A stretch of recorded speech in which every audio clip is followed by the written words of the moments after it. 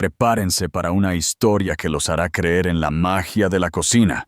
Antes de que continuemos, dale un me gusta a este video y suscríbete a nuestro canal para no perderte nuestras próximas narraciones. Y ahora, sumérgete en una historia de sabor, alma y una oportunidad que lo cambió todo. El chef multimillonario, Javier Montero, estaba a punto de despedir a la lavaplatos, pero ella cocinó un plato que lo dejó sin aliento. Cuéntanos en los comentarios, ¿cuál es una comida que te trae un recuerdo poderoso? El Templo de Jabo, el restaurante de 3 estrellas Michelin de Javier en Madrid, no era un lugar de creación alegre. Era un quirófano de acero inoxidable, silencioso, donde la comida no se cocinaba, sino que se diseñaba. Javier, un semidios culinario de 35 años, dirigía su cocina con la fría precisión de un cirujano. Cada verdura se cortaba al milímetro exacto. Cada salsa se calentaba a 1/10 de grado. Cada plato era una obra maestra de geometría y técnica. La emoción en la cocina de Javier era una especia indeseada. Era desordenada, impredecible y no tenía cabida en su búsqueda de la perfección. Esta incesante búsqueda era también la razón por la que su personal de cocina tenía una tasa de rotación más alta que una puerta giratoria. Él no gritaba, no tiraba cosas, hacía algo mucho peor. Despedía a la gente con una calma demoledora por la más mínima infracción. Una guarnición mal colocada, una holandesa ligeramente demasiado batida, una sola gota de salsa manchando el blanco impecable de un plato. Todo era motivo de despido inmediato. Y esa noche, su mirada desaprobatoria, tan afilada como un bisturí, había encontrado un nuevo objetivo: la lavaplatos. Isabela Fuentes llevaba 2 meses trabajando en la zona de limpieza de El Templo de Jabo. Para Javier, ella era solo un par de manos, una funcionaria en el telón de fondo de su escenario culinario. Apenas conocía su nombre. Pero Isi no era solo una lavaplatos, era una observadora secreta, una estudiante silenciosa en el templo de un dios en el que no creía. Desde su rincón húmedo de la cocina, lo veía todo. Veía el miedo en los ojos de los jóvenes chefs. Veía la comida hermosa y técnicamente perfecta que salía de la cocina. Comida que ella sabía, con una certeza que venía de un lugar profundo e instintivo, a la que le faltaba alma. Ella veía los platos regresar, a menudo a medio comer, y sabía por qué. La comida era brillante, pero no te hacía sentir nada. No sabía a recuerdo. No sabía a hogar. Isi era un chorro de vida vibrante y caótica en el mundo estéril de Javier. Tarareaba canciones tranquilas y alegres mientras trabajaba, un hábito que volvía loco al chef principal. Arreglaba los platos limpios en patrones que eran eficientes, pero también, para sus ojos, más bellos. Y probaba. Cada resto de salsa, cada trozo de pescado perfectamente sellado, cada cucharada de sopa que quedaba en una olla. Ella lo probaba, su ceño fruncido en concentración, analizando, aprendiendo y siempre pensando lo mismo. Está bueno, pero no está vivo. La noche del incidente fue particularmente tensa. Un crítico gastronómico poderoso y notoriamente difícil estaba cenando en la sala principal, y toda la cocina estaba nerviosa. El aire era denso con el olor a lejía y ambición. La sopa de tomate y albahaca para la mesa 7, gritó el segundo de cocina, David, colocando un pequeño y elegante tazón en el pase. Isi se dirigía a recoger una bandeja de platos sucios cuando pasó. Captó el aroma de la sopa. Era un aroma perfecto, técnicamente ejecutado, de tomates asados. Pero le faltaba algo. La vibrante y soleada explosión de albahaca fresca estaba ausente, reemplazada por la nota más apagada de hierbas secas. Era un detalle minúsculo, un atajo tomado en el calor de un servicio ajetreado, pero para Izzy era un crimen culinario. Vio a David darle la espalda para tomar una guarnición.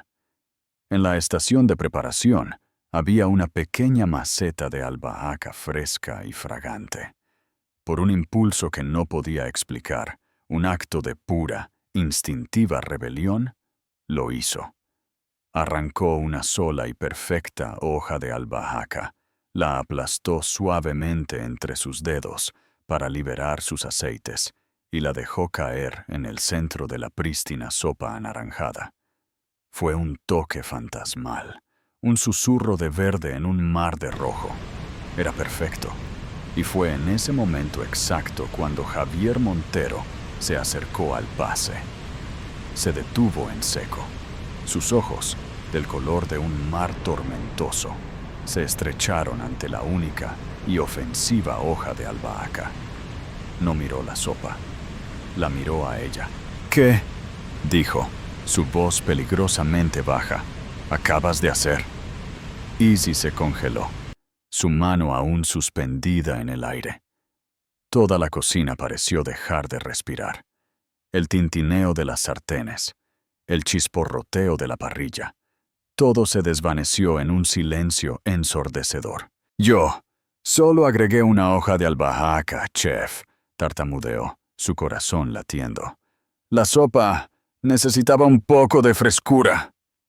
Javier tomó el tazón. Lo miró como si contuviera un veneno mortal. Luego la miró a ella, su rostro una máscara de furia fría y controlada. «Tú», dijo, cada palabra una gota de hielo perfectamente enunciada. «La lavaplatos. ¿Creíste que podías mejorar mi receta? No se trataba de mejorar», intentó explicar ella. «Solo la historia del plato se sentía incompleta». «¿La historia?», soltó una risa corta e incrédula que no contenía humor.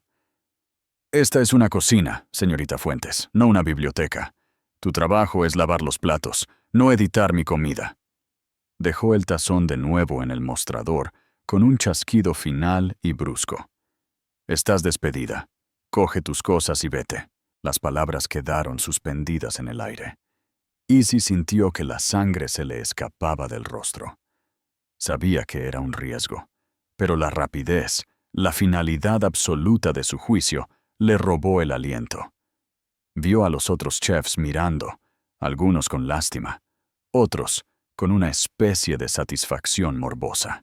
Abrió la boca para decir algo, cualquier cosa, pero en ese momento exacto, la jefa de sala, una mujer llamada Carlota, irrumpió por las puertas batientes, con el rostro pálido de pánico.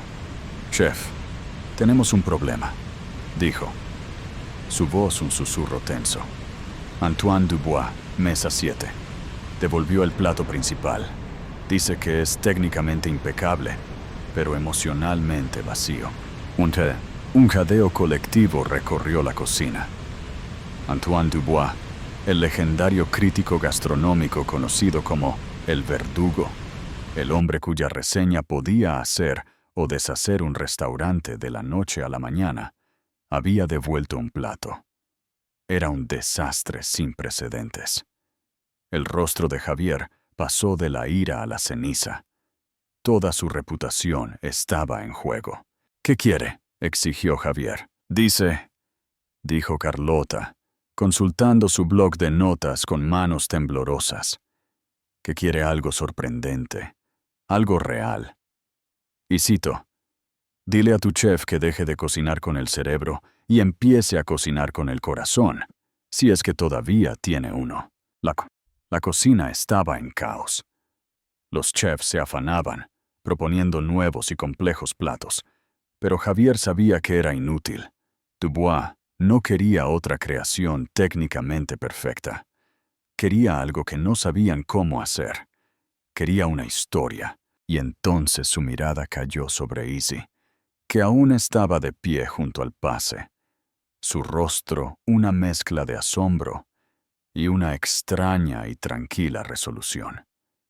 La miró a ella, luego a la sopa de tomate que ella había editado, que aún estaba allí, su única hoja de albahaca, una pequeña bandera verde de desafío. Una idea nacida de una pura y abyecta desesperación se encendió en su mente. Era una locura, era ilógico, era un suicidio profesional. «Tú», dijo, su voz baja e intensa, señalando a Izzy. Ella lo miró, sobresaltada. «¿Yo? ¿Crees que la comida debe contar una historia? ¿Crees que sabes lo que es la comida de verdad?» Señaló la caótica cocina. «Bien. ¿Quieres una oportunidad? Aquí la tienes. Cocinas para Antoine Dubois. Le haces algo real». Todo el personal de la cocina lo miró como si hubiera perdido la cabeza. «Chef, no puede ser en serio», tartamudeó David, el segundo de cocina. «Estoy completamente serio», dijo Javier, sus ojos fijos en los de Izzy. «Pero aquí está el trato. Si le gusta, mantienes tu trabajo. Consigues un ascenso, puedes ser cocinera de preparación. Pero si lo devuelve», se inclinó, su voz un susurro amenazante. «No solo serás despedida. Yo personalmente me aseguraré de que nunca más vuelvas a lavar un solo plato en esta ciudad. ¿Tenemos un acuerdo?» Izzy miró los rostros aterrorizados de los chefs a su alrededor. Miró al hombre arrogante y desesperado frente a ella, el hombre que le ofrecía un arma cargada y la desafiaba a apretar el gatillo. Y pensó en su abuela, que le había enseñado que lo único más aterrador que fracasar era nunca intentarlo. «Tenemos un trato, chef», dijo, su voz firme. Se desató las cuerdas de su delantal sucio de lavaplatos, lo dejó caer al suelo y caminó hacia la estación de cocina principal, el corazón del imperio estéril de Javier. «Ahora, quítense de mi camino. Tengo una historia que contar. ¿Qué plato crees que preparará?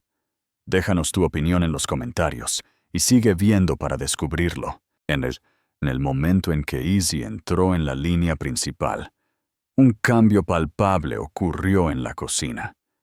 La energía frenética e impulsada por el miedo fue reemplazada por un silencio atónito y curioso. Los otros chefs, que momentos antes se afanaban en pánico, ahora se apartaron, observando cómo la lavaplatos tomaba el mando de la estación más importante del restaurante.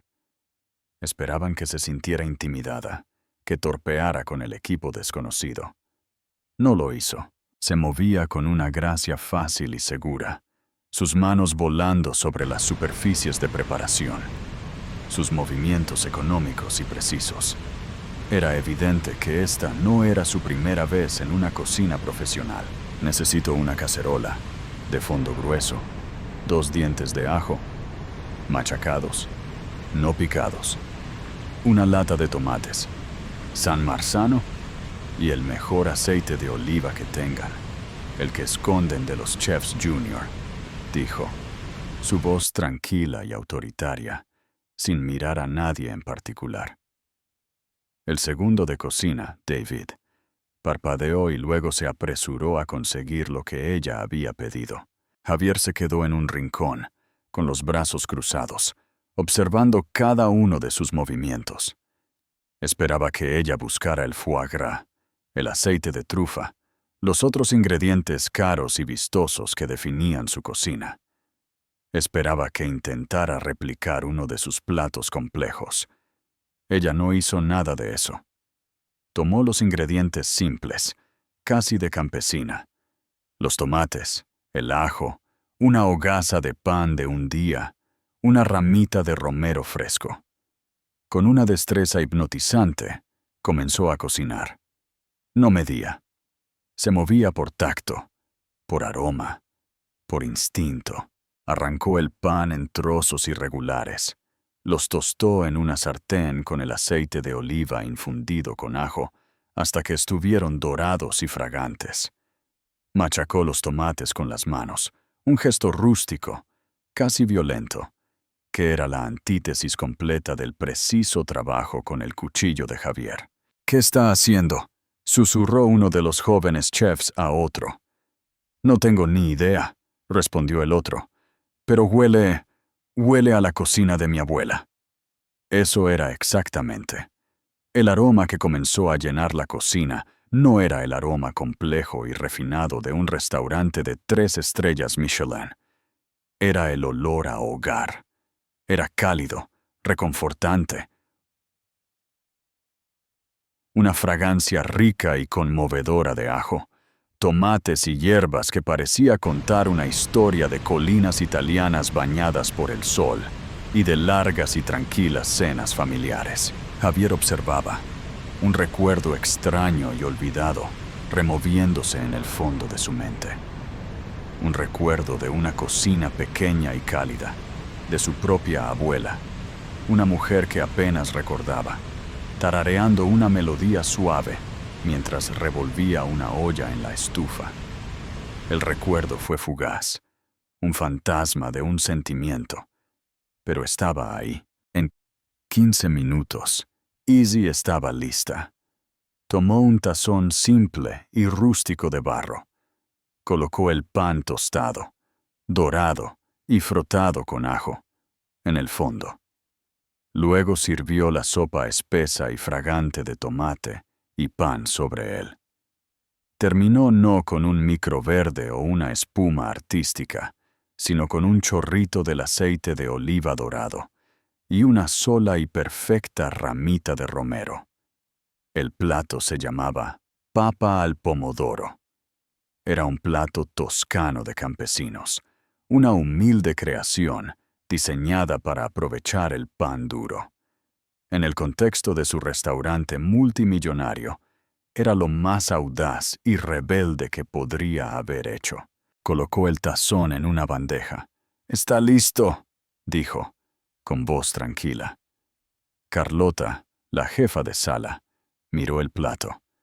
Luego a Javier, su rostro una máscara de pánico. «Chef, no puedo servirle esto a Antoine Dubois. Es sopa de pan». «Lo servirás», dijo Javier, su voz baja pero firme. No podía explicar por qué, pero sabía con una certeza que desafiaba toda lógica que era lo correcto. Carlota tomó la bandeja, con las manos temblando, y se abrió paso por las puertas batientes hacia el comedor. La cocina contuvo el aliento.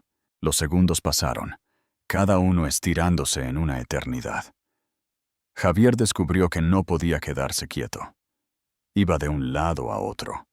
La fachada controlada del gran chef Montero había desaparecido por completo, reemplazada por los nervios crudos de un hombre que acababa de apostar toda su reputación por los instintos de una lavaplatos.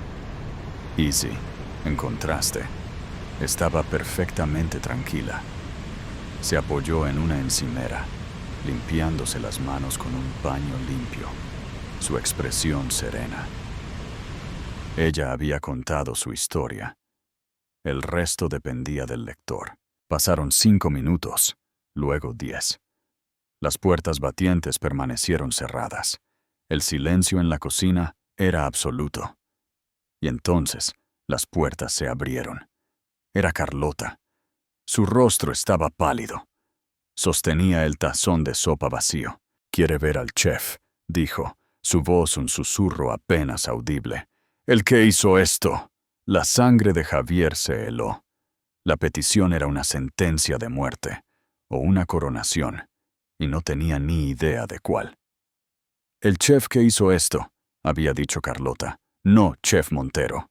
El crítico lo sabía. De alguna manera, sabía que este plato no había salido de las manos meticulosamente controladas de Javier. Cada ojo en la cocina se giró hacia Javier, luego hacia Izzy. El silencio era denso con preguntas tácitas. La mente de Javier, una máquina de lógica y cálculo, estaba en cortocircuito. El protocolo, el entrenamiento de toda su vida, le gritaba que saliera, se llevara el crédito, absorbiera los elogios o la furia y mantuviera el control. Pero mientras miraba a Izzy, que estaba allí con una calma tranquila, casi majestuosa, supo que no podía. Tomar el crédito por su historia sería un fracaso más profundo que cualquier mala reseña. Respiró hondo, una decisión formándose en los caóticos restos de su compostura. «¿La escuchaste?», le dijo a Izzy, su voz un comando bajo, pero con un nuevo y desconocido matiz de respeto. «Quiere verte a ti, vete». Los ojos de Izzy se abrieron. «¿A mí?» «Chef, no puedo. Soy la lavaplatos. No esta noche», dijo, su mirada intensa. «Esta noche eres la chef. Ahora vete». David, el segundo de cocina, se desató rápidamente su propio delantal blanco impecable y se lo entregó. Izzy miró el delantal, luego la mirada inquebrantable de Javier. Respiró hondo de nuevo. Se ató el delantal limpio sobre su simple uniforme negro y gris y se abrió paso por las puertas batientes, dejando una cocina llena de chefs atónitos a su paso. Javier caminó hasta la pequeña ventana circular en la puerta, observándola mientras cruzaba el opulento comedor. Se movía con una confianza que nunca había visto en ella, su postura recta, su cabeza en alto. Ya no era la mujer invisible de la zona de limpieza. Era una chef caminando a encontrarse con su juicio. Se detuvo en la mesa 7. Antoine Dubois, un hombre cuyo rostro afilado y crítico era conocido por todos los chefs del mundo, se puso de pie. No era un hombre grande, pero tenía un aura de inmenso poder. Miró a Izzy, captando su simple uniforme que se asomaba por debajo del delantal prestado, y una sonrisa lenta e intrigada se extendió por su rostro. Javier no podía escuchar lo que decían, pero podía ver la pantomima. Dubois gesticulaba hacia el tazón vacío, hablando con manos animadas. Izzy escuchó pacientemente. Luego respondió, sus propios gestos pequeños y expresivos. El crítico se rió. Una risa real y genuina. Un sonido tan raro y valioso en el mundo culinario como una trufa perfecta. Luego, hizo algo que detuvo el corazón de Javier. Extendió su mano. Izzy la estrechó. Luego, se giró hacia el resto del comedor y comenzó a aplaudir. Lentamente, al principio, y luego con creciente entusiasmo. Los otros comensales, sintiendo un momento de historia, se unieron. El aplauso rodó por el comedor y entró en la cocina. Una ola de sonido que fue tanto una victoria como una revolución. Cuando Izzy regresó a la cocina, su rostro estaba sonrojado, pero sus ojos brillaban. «Le encantó», dijo. Su voz una mezcla de incredulidad y orgullo tranquilo. Dijo que le recordaba a su infancia, a la cocina de su madre. El personal de la cocina, que la había estado mirando con una mezcla de sospecha y asombro, estalló en aplausos espontáneos. La rodearon, dándole palmaditas en la espalda, haciéndole preguntas. Por primera vez no era la lavaplatos. Era una de ellos. Javier se quedó en el rincón, observando la escena. Debería haber estado enojado. Ella había roto sus reglas, desafiado su autoridad y servido un plato de campesinos en su templo de la alta cocina.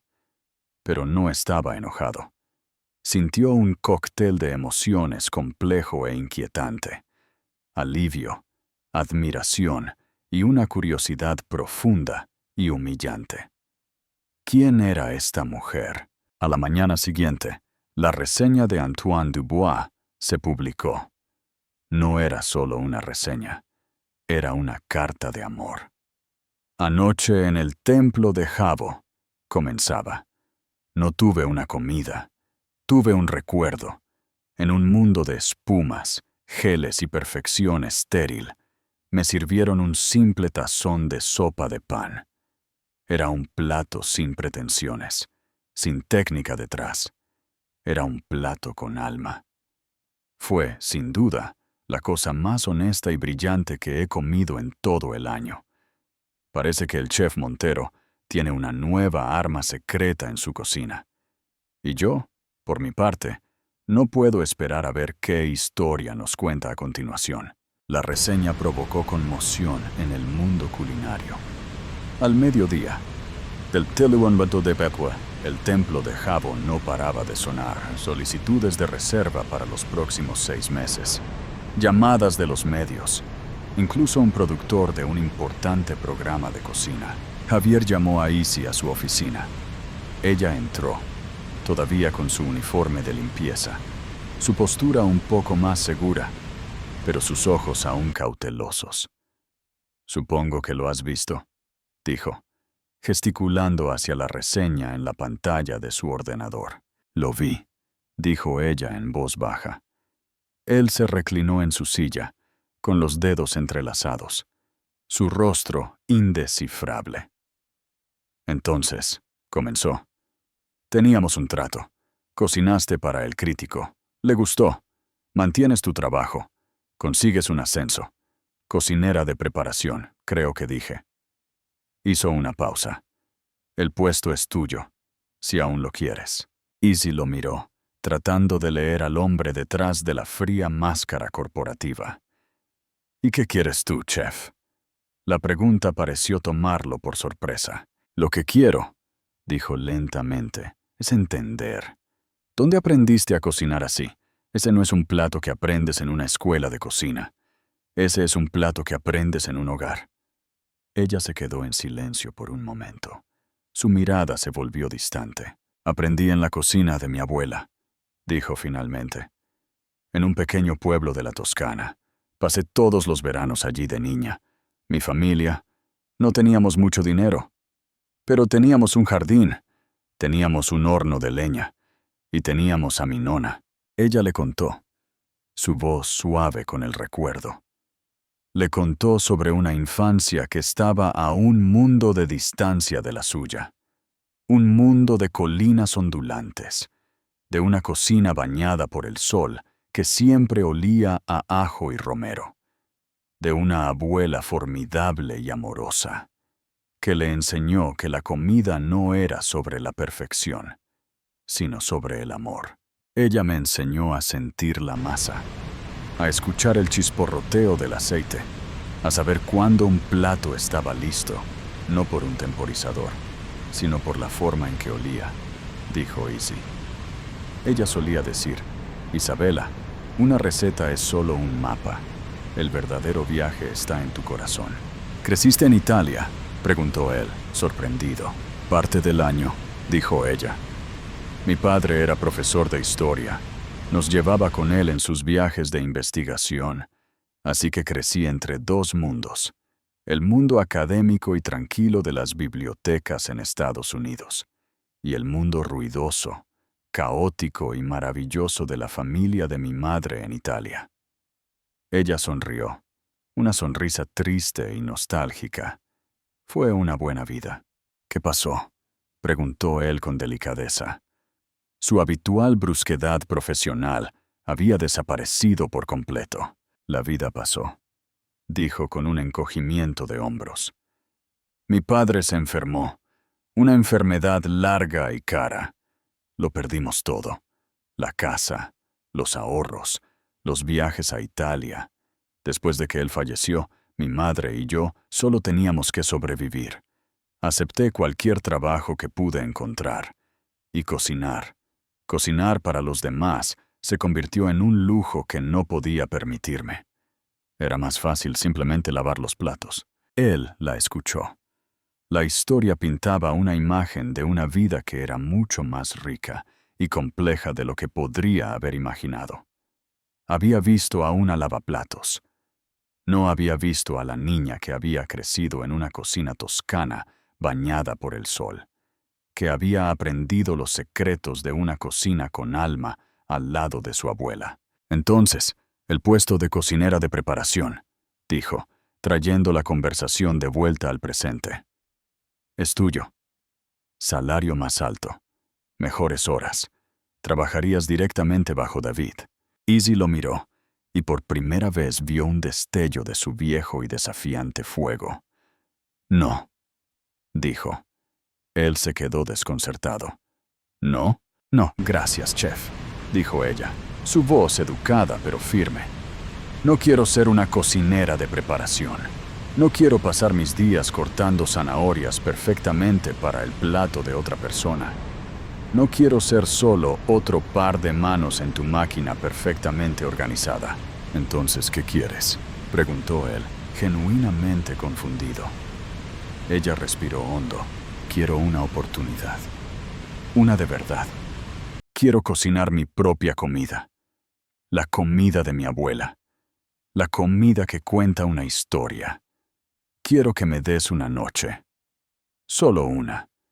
Déjame tomar el control de la cocina y crear un menú especial. Un menú de degustación, recuerdos de la Toscana. Si funciona, si a los clientes les encanta, entonces podemos hablar de un puesto de verdad. Un puesto como chef, no solo como cocinera. Era una propuesta descabellada. Ella le estaba pidiendo que le entregara las llaves de su reino de 3 estrellas Michelin a una lavaplatos sin formación formal. Iba en contra de cada regla, cada instinto, cada dato cuidadosamente calibrado en todo su ser. Él la miró, a la pasión y la creencia inquebrantable en sus ojos. Recordó el sabor de la papa al pomodoro que ella había hecho. Un sabor que de alguna manera, imposiblemente, había despertado una parte larga y dormida de su propia alma. Pensó en la reseña del crítico. No puedo esperar a ver qué historia nos cuenta a continuación. Esto no era una decisión de negocios.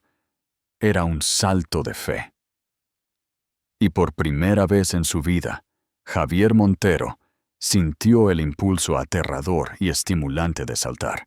«Tienes una noche», dijo, su voz un susurro bajo y serio. «Una noche para contar tu historia, señorita Fuentes». Se puso de pie y extendió su mano, no como un jefe a una empleada, sino como un profesional a otro. «No me decepciones». Ella le tomó la mano, su agarre firme y estable. «No se preocupe, chef», dijo, una sonrisa lenta y segura extendiéndose por su rostro. Va a ser una historia que nunca olvidará. La semana previa a la noche toscana fue una tormenta tranquila en el corazón de el Templo de Jabo. Izzy era un torbellino de energía enfocada. No solo planeó un menú, sino que curó una experiencia. Pasó horas al teléfono con pequeñas granjas familiares, buscando los ingredientes más frescos y auténticos. Trajo sus propios platos de barro y manteles rústicos, transformando las mesas minimalistas del restaurante en algo cálido y acogedor. El personal de la cocina la observaba con una mezcla de escepticismo y respeto a regañadientes. No era una líder fácil. Era exigente, era perfeccionista, pero también era justa. No solo daba órdenes, sino que enseñaba. Les mostró a los jóvenes chefs cómo amasar pasta a mano, cómo hacer una simple salsa de tomate que supiera a sol puro, cómo construir capas de sabor con hierbas y paciencia. Javier se encontraba atraído por la cocina, un lugar al que solía entrar solo para inspeccionar o criticar. Se quedaba en un rincón, un observador silencioso, mirándola trabajar. Veía cómo se movía, cómo probaba, cómo parecía tener una conversación profunda e intuitiva con la comida misma. Vio el respeto que se estaba ganando de su equipo, no a través del miedo, sino a través de su innegable pasión y talento. La noche del evento, el restaurante estaba completo. El aire vibraba con anticipación. Antoine Dubois, el crítico, estaba en su mesa habitual, su expresión indescifrable. De vuelta en la cocina, Easy era un centro de calma en una tormenta de actividad. Reunió a su equipo para una última sesión informativa. Esta noche, dijo, su voz clara y fuerte, no solo estamos sirviendo comida, estamos sirviendo recuerdos. Estamos invitando a nuestros invitados a la cocina de mi abuela. Cada plato tiene una historia. Cuenten esa historia en el plato. Cocinen con las manos, pero lo que es más importante, cocinen con el corazón. Hagámoslo. El primer plato salió, una simple brusqueta, pero con pan que ella misma había horneado. Tomates de una granja local y albahaca, de una planta que había traído a la cocina. Javier, observando desde el pase, tomó un bocado de un trozo sobrante. Era simple, era perfecto, era un sabor a verano puro y sin adulterar. El segundo plato era una pasta hecha a mano con un ragú de jabalí, una receta que había estado en su familia por generaciones. El tercero era un pollo perfectamente asado con limón y romero, la piel increíblemente crujiente, la carne increíblemente tierna. Con cada plato que salía, una ola de placer palpable parecía regresar a la cocina desde el comedor. El tenso silencio habitual del restaurante fue reemplazado por el cálido y feliz murmullo de conversación y risas.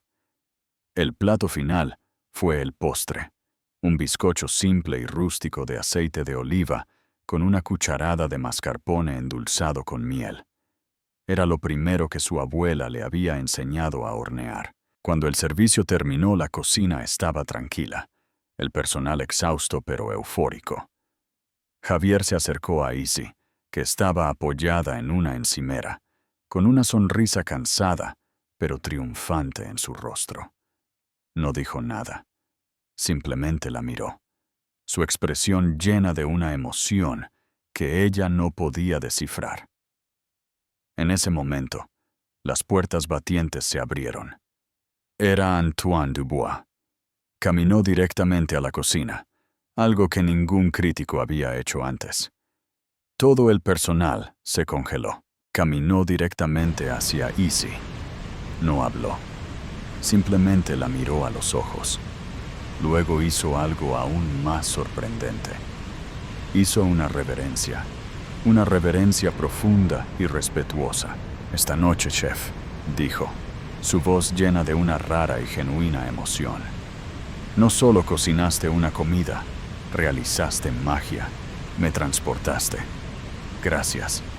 Luego se dio la vuelta y sin siquiera mirar a Javier, se fue. Easy se quedó allí, las lágrimas brotando en sus ojos, mientras su nuevo equipo estallaba en un rugido de aplausos y vítores. Lo había logrado. Había contado su historia. Y el mundo había escuchado. Javier la observó, una sonrisa orgullosa y hermosa en su rostro. Y supo, con una certeza que era absoluta, que su mundo perfectamente ordenado y de 3 estrellas Michelin nunca volvería a ser el mismo. Y no podía esperar. El éxito de la noche toscana no fue un momento fugaz. Fue un cambio sísmico que alteró permanentemente el panorama del templo de Jabo. La mañana siguiente, el mundo culinario zumbaba. La pieza de seguimiento de Antoine Dubois no fue una reseña. Fue una declaración. No solo elogió la comida, anunció la llegada de una voz nueva y vital en el mundo de la alta cocina.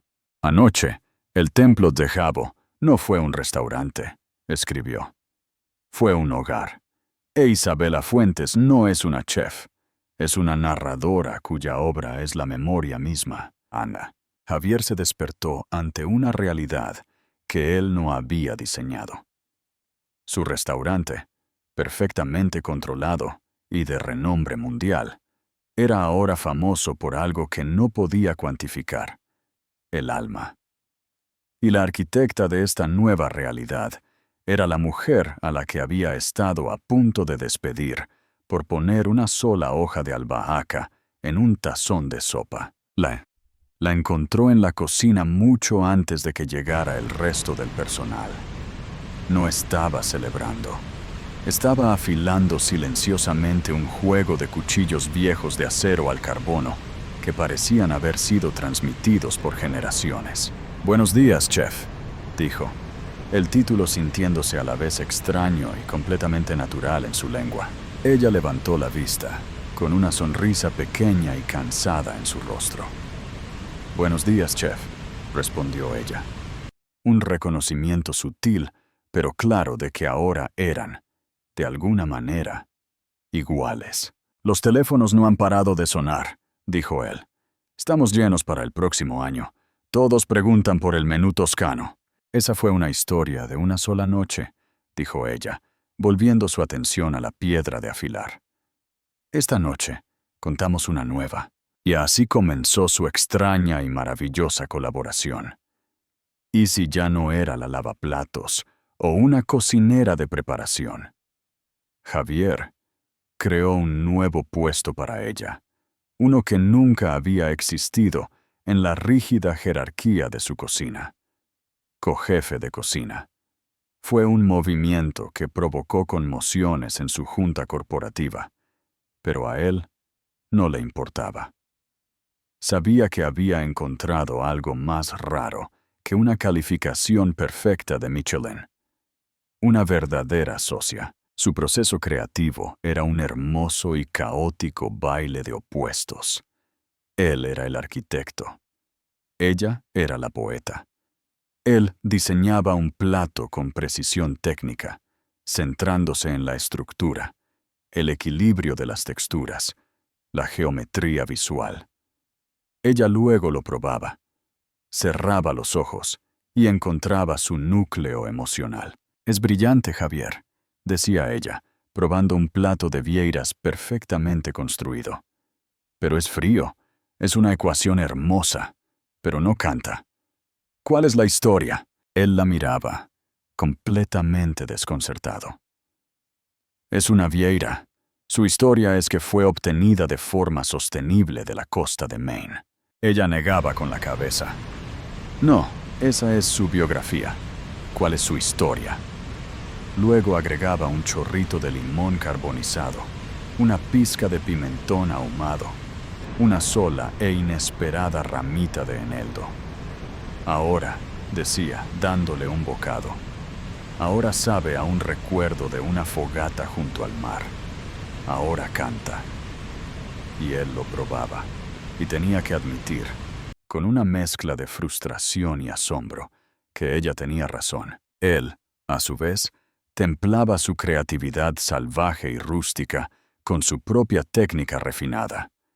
Le enseñó a emplatar con la precisión de un cirujano, a clarificar un consomé hasta que fuera tan transparente como el cristal, a equilibrar sabores con una comprensión científica del gusto.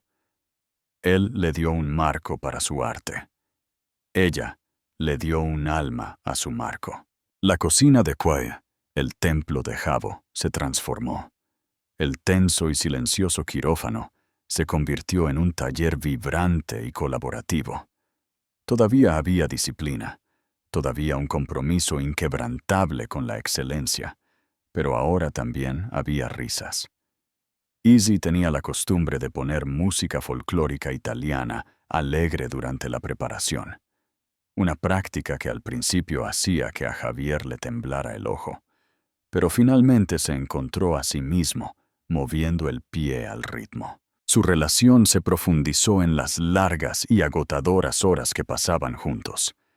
Eran los primeros en llegar y los últimos en irse, a menudo compartiendo una comida simple de pasta y vino en el comedor vacío después de que se había ido el último cliente, hablando durante horas sobre comida, sobre la vida, sobre los fantasmas de sus pasados. Ella aprendió sobre su infancia solitaria, un niño criado por niñeras en una serie de casas estériles y hermosas, sus padres siempre viajando, siempre ocupados construyendo sus propios imperios. Ella aprendió que su obsesión por la perfección no era por arrogancia, sino por un miedo profundamente arraigado al fracaso. Un miedo que le habían inculcado desde niño. Él aprendió más sobre su vida en la Toscana, sobre su abuela feroz y amorosa, sobre el dolor de ver la salud de su padre deteriorarse. Aprendió que su fuerza tranquila era un escudo, forjado en una vida de tener que ser la fuerte, la que cuidaba de todos los demás. Una noche, mientras compartían una botella de vino, él le hizo una pregunta que había estado en su mente durante semanas. ¿Por qué te quedaste de lavaplatos tanto tiempo, Izzy? Con tu talento, podrías haber estado dirigiendo tu propio lugar. Ella se quedó en silencio por un momento, agitando el vino en su copa, porque tenía miedo, admitió. Su voz un susurro bajo. Después de que mi padre murió, después de que lo perdimos todo, perdí mi confianza. Cocinar estaba ligado a gran parte de ese dolor, al recuerdo de la vida que habíamos perdido. Era más fácil simplemente lavar los platos. Era seguro. No había expectativas. No había riesgo de fracasar. Ella lo miró, sus ojos brillando con una esperanza nueva y frágil. Tú, dijo ella, tú fuiste el que me dio el valor para volver a cocinar. La confesión fue algo crudo y vulnerable, y cambió el terreno debajo de ellos. Él se inclinó sobre la mesa y le tomó la mano, su pulgar acariciando suavemente sus nudillos. La línea profesional que habían logrado mantener, la distancia segura de cojefes de cocina, se estaba volviendo imposible de sostener. Si tuvieras que enfrentarte a un gran desafío, ¿elegirías el camino seguro o el de la creatividad? Comenta abajo. El mundo fuera de su burbuja de cocina, sin embargo, no era tan comprensivo. Cuanto más exitoso se volvía el templo de Gabo, más escéptico se volvía el tradicional mundo culinario. Los susurros comenzaron. Que Javier Montero, el gran técnico, había perdido su toque, que estaba siendo influenciado por una cocinera de pueblo, que su restaurante se estaba volviendo sentimental. La presión llegó a un punto crítico cuando recibieron la invitación para competir en la Cuchara de Oro, la competencia de cocina más prestigiosa y despiadada del mundo. Era un evento televisado, una arena de gladiadores para los mejores chefs del mundo. No deberíamos hacerlo, dijo Javier de inmediato. Es un circo. Se trata de drama, no de comida. ¿Tienes miedo?, preguntó Izzy, un desafío juguetón en sus ojos. Claro que no, se burló él. Simplemente creo que está por debajo de nosotros. Oh, dijo ella, inclinándose más cerca. ¿Tienes miedo de lo que dirán? ¿Miedo de que digan que el gran chef Montero ahora depende de su lavaplatos para ganar competiciones? La puya dio en el blanco. Vio la verdad en sus palabras. Una parte de él todavía era el hombre al que le importaba desesperadamente su reputación, la percepción de sus colegas. ¿Y qué pasa si perdemos?, preguntó. Entonces perdemos, dijo ella con un encogimiento de hombros. Volvemos aquí y cocinamos otra cena. Pero ¿qué pasa si ganamos, Javier? ¿Qué pasa si les mostramos a todos que la comida cocinada con el corazón no es una debilidad, sino el ingrediente más poderoso de todos? Su creencia en ellos era contagiosa.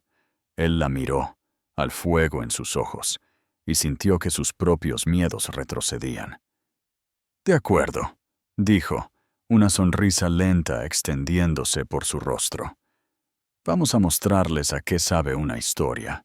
El set de La Cuchara de Oro era un campo de batalla de alta tecnología y alto estrés. Los otros chefs eran un quién es quién del mundo culinario, todos con egos masivos y reputaciones intimidantes. Izzy, con su simple uniforme de chef, con sus cuchillos de acero al carbono heredados, Parecía completamente fuera de lugar. Y esa era su mayor fuerza. La competencia fue un asunto agotador y de varios días. En la primera ronda, el tema fue la deconstrucción. Los otros chefs crearon elaborados platos arquitectónicos, una bullabesa deconstruida, una interpretación cubista de una ensalada César. El instinto de Javier fue seguir el ejemplo, crear algo técnicamente brillante. Pero Izzy lo detuvo. No, dijo ella, no deconstruyamos, reconstruyamos. Su plato fue un simple y perfecto raviolo, hecho a mano relleno, con una sola yema de huevo líquida, servido en un charco de mantequilla, marrón y salvia. Cuando los jueces lo cortaron, la yema dorada se derramó, creando su propia salsa. No estaba deconstruido. Era una historia perfecta y autónoma, de confort y sorpresa.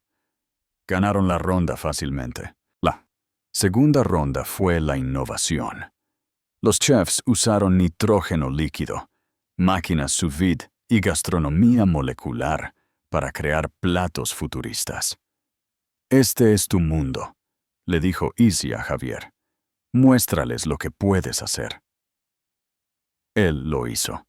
Creó un plato que era una obra maestra de la técnica, una esfera transparente de agua de tomate que explotaba en la boca, liberando los sabores de un gazpacho clásico. Pero luego Izzy agregó su toque. Lo sirvió con un solo y perfecto trozo de pan rústico a la parrilla frotado con ajo. Todo futuro necesita recordar su pasado, le susurró ella. Los jueces quedaron cautivados. Fue el matrimonio perfecto de su técnica y su alma. Ganaron de nuevo. La ronda final fue una batalla 1-1, solo ellos contra otro equipo. El tema era historia personal. Esto es todo, dijo Javier, su corazón latiendo.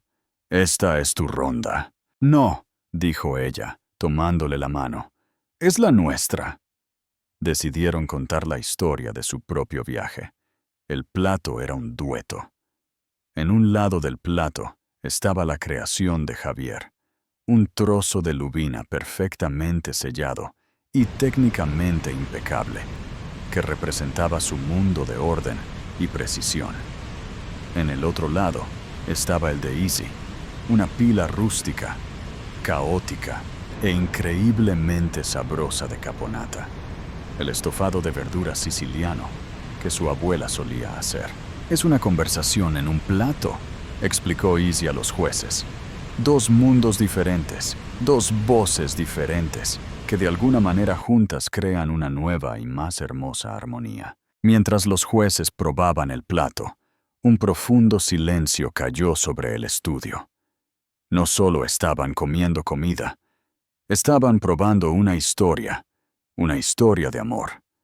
El juicio final fue una formalidad.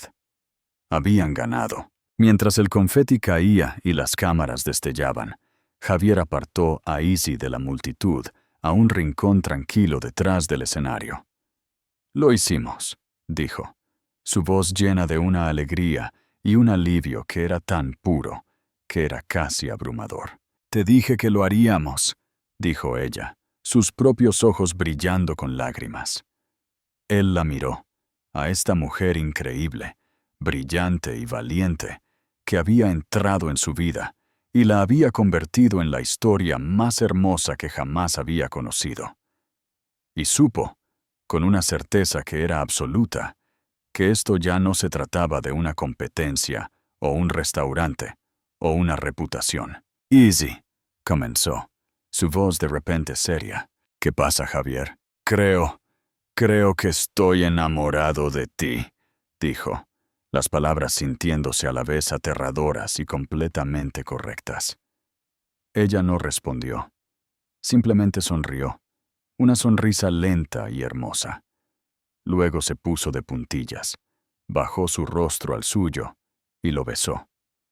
Un beso profundo y de celebración que sabía a victoria, a Romero y a hogar. Si esta historia te ha conmovido, dale un me gusta y comparte este video con alguien que necesite un poco de magia en su vida. Y por supuesto, déjanos un comentario con la palabra legado si crees que la mejor cocina se hace con el corazón.